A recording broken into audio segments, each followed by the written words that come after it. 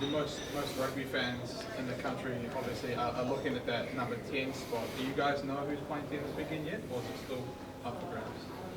No, I know who's playing 10. Yep. Yep. How long have you had your starting 15 in your head? Probably this morning. Smoked to Foxy, and spoke to Plum, and had a little chat. So I guess are we any closer to a schedule resolution in terms of rugby championship? We've got 2 bleds coming up. Pretty excited about that. The rest still working on. Given you don't have to quarantine in Australia now, are you still taking the extra players, or is it just the team you've got here now? Oh, look, at the moment there's, clearly that might change how many and when. But again, once we get certainty on that draw, we'll make that call. So until then, it's what we do know is certain is that we've got a test here in Wellington, another one in Auckland, and after that we're travelling to Australia. So that's all we're focusing on. And that third Leaderslow test that's going to be in Australia, are you pushing for that to be that midweek still? Oh, I think I just answered that question. As a player, as a senior player, member of the leadership team, what notable differences have you seen underneath Ian Foster and Sam Kane being in charge? What kind of differences are there? Yeah, I got asked that the other day, comparing Steve to Ted and Fozzie, and the easiest way to sum it up is Steve is an ex-cop, so kind of run it a bit that way, and Ted being an ex-principal, so kind of that, and you haven't quite worked out, Fozzie, how you're going to sum him up into a couple of words, but I think it's good. It's really refreshing for myself and some of the other guys that have been around a while, including some of the older management too, so it's good having that fresh look at things, and the boys are excited to see how it's going to go through a test week. And with Sam? Yeah, obviously played a lot of rugby with Sam.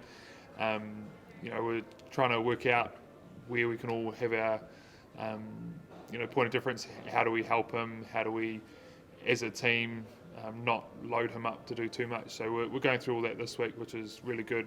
Obviously being the first test week, you can't really do it until you get to this time. Your experience, does that take time? Like, how long does it take to get that down?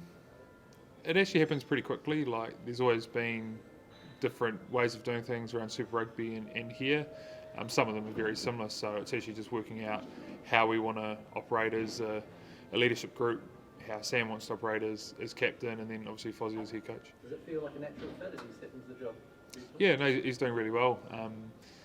The biggest thing for all of us, it's how do we help him. It's not just him out there, it's all of us. So it's the key thing for us, being the older guys, to make sure that he doesn't feel like he's isolated.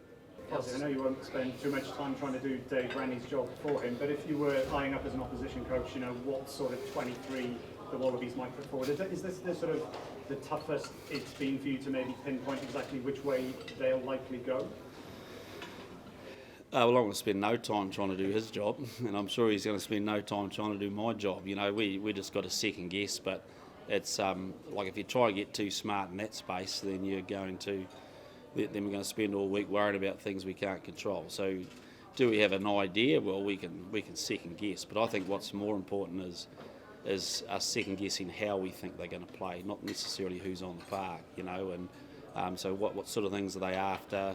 You've got, like I said, they've got a new coaching group. They've got a bit of the English background, a bit of Scottish background, and a bit of Kiwi background. So it's an unusual mix for an Australian team. So we've just got to try and figure that out. On that coaching group, I think everyone there has had experience in the Northern Hemisphere and recent experience as well. Does that mean it will be a different looking Australian team, you think? Yeah, you ask them that. Seriously, it's we can only. We've got an idea where we think they'll progress their game, and we'll find out at the same time as you. You mentioned the pecking order before. Sam, you've played a fair few tests against the Wallabies over the years, but is this maybe the least you've known about the Wallabies going into any of those tests? Yeah, it would be. Obviously, Super Rugby's, as we all know, completely different. So playing within your own country means that crossover just didn't happen. We still know a little bit about them. We can't obviously exactly pinpoint what and how they're going to play. But the best thing is there's heaps of footage there that you can go and have a look at without looking too far into it. Every team here in New Zealand plays slightly different, and it's no different to them over there.